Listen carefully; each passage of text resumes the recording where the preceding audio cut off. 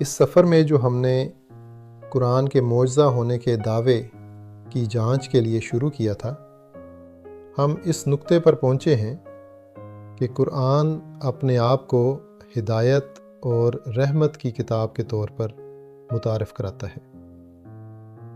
فطری طور پر ہمیں اسی موضوع کی بنیاد پر اس کتاب کو سمجھنا اور تجزیہ کرنا چاہیے۔ اس کتاب میں جو مواد اور مضامین آئے ہیں وہ اسی موضوع کی روشنی میں صحیح طور پر سمجھے جاتے ہیں، اور ہم اس کتاب کے بنانے والے کے اصل مقصد کے قریب تر پہنچتے ہیں۔ جیسا کہ جب ہم کسی طبی کتاب میں کوئی جملہ پڑھتے ہیں، اگر ہم جانتے ہیں کہ یہ کتاب طبی ہے تو ہم اس سے ایک معنی نکالتے ہیں۔ اگر یہی جملہ کسی تاریخ یا ادب یا دوسرے موضوعات کی کتاب میں آئے تو فطری طور پر اس کا مطلب مختلف ہو سکتا ہے۔ یہ سمجھنا کہ قرآن ہدایت اور رحمت کی کتاب ہے ہمیں بہت مدد کرتا ہے کہ ہم اس کتاب کے مواد کو بالکل اسی کے مطابق سمجھیں جو اس کتاب کے مصنف کا اصل مقصود تھا۔ اب جب ہم اس نقطۂ نظر سے قرآن کے مواد کا جائزہ لیتے ہیں تو دیکھتے ہیں کہ ہمارا سامنا ہدایت اور رحمت سے متعلق مضامین کے ایک وسیع نیٹ ورک سے ہوتا ہے۔ یعنی ہدایت کا موضوع قرآن میں سینکڑوں بار آیا ہے، اور دوسرے موضوعات کا بھی اسی کی روشنی میں تجزیہ کیا جا سکتا ہے۔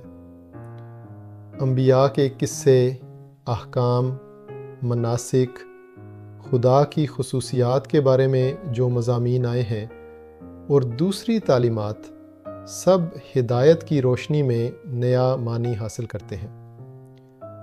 رحمت کا موضوع بھی اسی طرح ہے۔ رحمت کے متعدد استعمالات اور اس سے جڑے معنوی نیٹ ورک پر غور کرنے سے ہم سمجھتے ہیں کہ یہ کتاب محبت اور رحمت کے پیغام کے علاوہ کچھ اور منتقل نہیں کرتی۔ تو اگر خدا کہیں کہتا ہے کہ میں کچھ لوگوں سے محبت کرتا ہوں، یا کہتا ہے کہ کچھ لوگوں سے محبت نہیں کرتا، تو وہ دراصل رحمت کے تصور کی وضاحت کر رہا ہے، اور یہ نقطہ اس پوری کتاب میں جاری ہے۔ حتیٰ کہ عذاب کو بھی اگر ہم اس حقیقت کی روشنی میں دیکھیں کہ یہ رحمت کی کتاب میں آیا ہے تو اس کا ایک اور مطلب نکلتا ہے۔ یعنی قرآن کی عذاب کے بارے میں تنبیہات در حقیقت اس الہی رحمت سے محرومی کے بارے میں تنبیہ ہے۔ جب ہم اس زاویے سے ہدایت اور رحمت کے اس وسیع معنوی نیٹ ورک کا جائزہ لیتے ہیں تو ہمیں دلچسپ اور نئے نکات حاصل ہوتے ہیں۔ ایک اہم نقطہ یہ ہے کہ اس کتاب میں یہاں تک کہ ہدایت بھی اسی رحمت کے علاوہ کچھ نہیں۔ یعنی ہم دیکھتے ہیں کہ قرآن نے وہی خصوصیات اور وہی توصیف جو ہدایت کے بارے میں بیان کی ہے، رحمت کے بارے میں بھی بالکل وہی ذکر کیا ہے۔ قرآن کہتا ہے کہ خدا کی رحمت نے ہر چیز کو گھیر لیا ہے، اور دوسری جگہ کہتا ہے کہ اس کی ہدایت نے ہر چیز کو گھیر لیا ہے۔ قرآن کہتا ہے کہ خدا نے اپنے اوپر رحمت کو لازم کیا ہے، اور دوسری جگہ کہتا ہے کہ خدا نے اپنے اوپر ہدایت کو لازم کیا ہے۔ یا قرآن خاص رحمت کا ذکر کرتا ہے اور کہتا ہے کہ خدا کچھ لوگوں کو خاص رحمت میں شامل کرتا ہے۔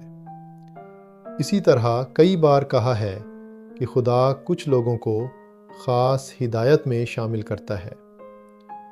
یہ ظاہر کرتا ہے کہ خدا کی ہدایت دراصل اس رحمت تک پہنچنے کا راستہ ہے جسے اس نے قرآن میں تخلیق کا مقصد اور انسان کی تخلیق کا مقصد کے طور پر پیش کیا ہے۔ اب سوال یہ ہے کہ اس خاص ہدایت تک کیسے پہنچا جا سکتا ہے؟ قرآن متعدد آیات میں کہتا ہے کہ یہ خاص ہدایت انسان کے دل میں ایک بڑی تبدیلی سے پیدا ہوتی ہے۔ اس موضوع کی آیات اس ویڈیو کی مزید تفصیلی وضاحتوں میں دیکھی جا سکتی ہیں، جہاں قرآن کی بہت سی آیات یہ بتاتی ہیں کہ خدا کی خاص رحمت اور اس کی خاص ہدایت تک پہنچنے کے لیے دل میں تبدیلی پیدا ہونی چاہیے۔ پھر قرآن اپنے آپ کو اس تبدیلی کا باعث اور دل میں اس تبدیلی پیدا کرنے کے لیے بہترین اور مؤثر ترین ذریعہ قرار دیتا ہے۔ وہ تبدیلی جو خدا کی رحمت اور خاص ہدایت تک پہنچنے کا باعث بنتی ہے۔ اس بنیاد پر ہمیں یہ جانچنا چاہیے کہ یہ تبدیلی کیا ہے، جس کے بارے میں قرآن دعویٰ کرتا ہے کہ اس میدان میں یہ ایک بے مثال معجزہ ہے۔